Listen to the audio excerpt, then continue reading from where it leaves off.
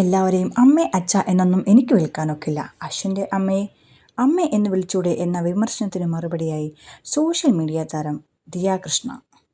Social മീഡിയയിൽ ഉയരുന്ന വിമർശനങ്ങൾക്ക് മറുപടിയുമായി സോഷ്യൽ മീഡിയ താരം ദിയ കൃഷ്ണ. ഭർത്താവായ അശ്വിൻ്റെ അമ്മയെ ദിയ എന്തിനാണ് അശ്വിൻ്റെ അമ്മ എന്നും അമ്മ എന്ന് വിളിച്ചൂടെയെന്നും ദിയയുടെ വീഡിയോയ്ക്ക് താഴെ ഒരാൾ കമൻ്റ് ഇട്ടിരുന്നു. ഇതിനാണ് ദിയ വ്ലോഗിൽ മറുപടി നൽകിയത്. എല്ലാവരും സ്ഥിരം ചോദിക്കുന്നതാണ്, എന്താണ് അശ്വിൻ്റെ അമ്മയെ അമ്മ എന്ന് വിളിക്കുന്നത്, അമ്മയെ എന്ന് വിളിച്ചൂടെ എന്ന്. ഞാൻ അശ്വിൻ്റെ അമ്മയെന്നോ ആൻറ്റി എന്ന് വിളിക്കുന്നതിൽ അവർക്കൊരു കുഴപ്പവുമില്ല. അവർ വളരെ സന്തോഷവതിയാണ്, വളരെ സന്തോഷവുമാണ്. എനിക്ക് അമ്മ എന്ന് വിളിക്കാൻ മരുതൻകുഴി വീട്ടിൽ ഒരാളുണ്ട്, സിന്ധു കൃഷ്ണകുമാർ. അവരെ അല്ലാതെ വഴിയിൽ കാണുന്ന എല്ലാവരെയും അമ്മ അയച്ച എന്ന് വിളിക്കാനും എനിക്കാവില്ല. എൻ്റെ അച്ഛൻ കൃഷ്ണകുമാറും അമ്മ സിന്ധു കൃഷ്ണയുമാണ്. അശ്വിൻ്റെ അമ്മയാണ് മീനാക്ഷി, അച്ഛൻ ഗണേശും.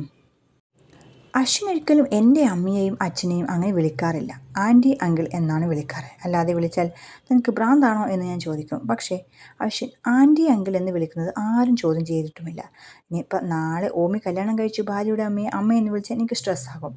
എനിക്കവൻ എന്നെ മാത്രം അമ്മയെന്ന് വിളിച്ചാൽ മതി എന്നാണ് ദിയ പറഞ്ഞത്. മദേഴ്സ് ഡേയിൽ അശ്വിൻ്റെ കുടുംബത്തോടൊപ്പമുള്ള ഒരു വീഡിയോ ദിയ പോസ്റ്റ് ചെയ്തതിലാണ് ഈ മറുപടി. ഇതോ വീഡിയോയ്ക്ക് താഴെയും വിമർശനവുമായി സമാനമായിട്ടുള്ള ചിലരും എത്തുന്നുണ്ട്. എന്തായാലും ദിയ കൃഷ്ണയുടെ ഈ വീഡിയോ ഇപ്പോൾ വളരെയധികം വൈറലായിക്കൊണ്ടിരിക്കുകയാണ്.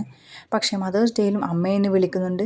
ചില സിറ്റുവേഷനിലും അശ്വിൻ്റെ അമ്മയെന്ന് വിളിക്കുന്ന വീഡിയോയും നമുക്ക് കാണാൻ വേണ്ടി പറ്റും.